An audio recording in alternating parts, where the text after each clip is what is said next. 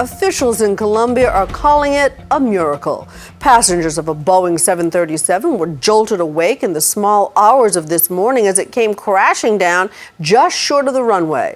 The plane splintered into 3 pieces on the island of San Andre. But astonishingly, of the 131 people on board, only 1 was killed. At least 5 Americans were on the flight, and we have an exclusive interview with one of them. Sharon Alfonsi takes us inside the crash. For many, it was supposed to be the start of a relaxing vacation. A plane full of tourists boarded a 737 in Bogota, headed to beautiful San Andreas Island off the Colombian coast. At least 5 Americans were on board. But moments before the plane landed, something went terribly wrong. It was just before 1:45 in the morning. Passengers were stirred awake by the crew, told they were about to land. The weather had been stormy, but passengers say everything seemed fine, routine. Then suddenly, a thunderous boom and a crash. David and Carolina Bellino were on vacation from Georgia. She spoke to us tonight. I remember the flight attendant saying, we're ready to land, so please sit up and, get ready for landing. And after that, what I remember is my husband pulling me through the exit door. Passenger Ricardo Ramirez told a local radio station, "When we fell, we wound up on the pavement, still in the seats." He said he struggled to free himself and his wife from their safety belts because the plane was starting to shoot flames. Investigators say just as the plane was coming in for a landing, it hit short of the runway, skidding on its belly before splitting into 3 pieces. Passengers say they were scattered across the runway.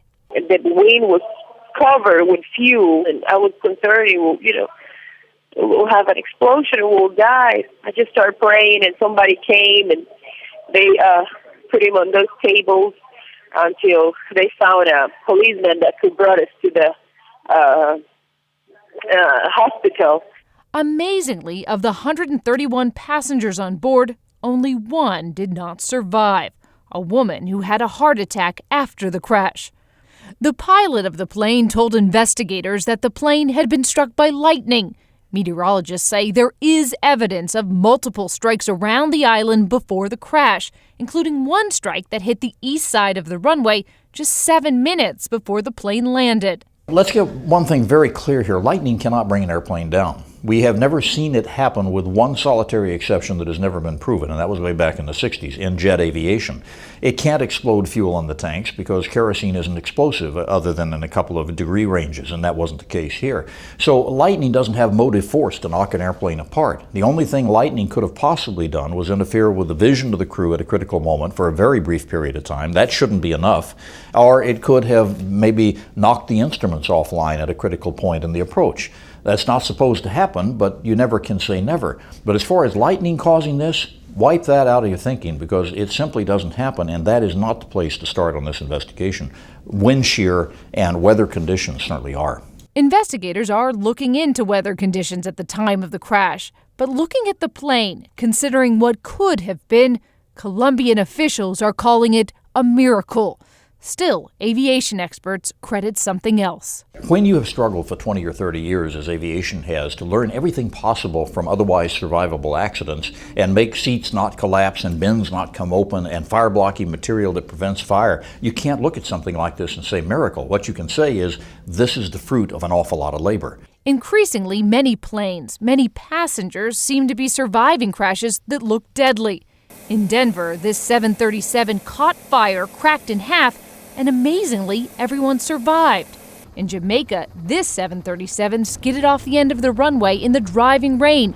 The engines sheared off, the jet cracked in 2 places, plowing into a fence and over a road, and no one was killed. A lot of it is because of design. We've learned a lot over the last 60 or so years while commercial aviation has grown.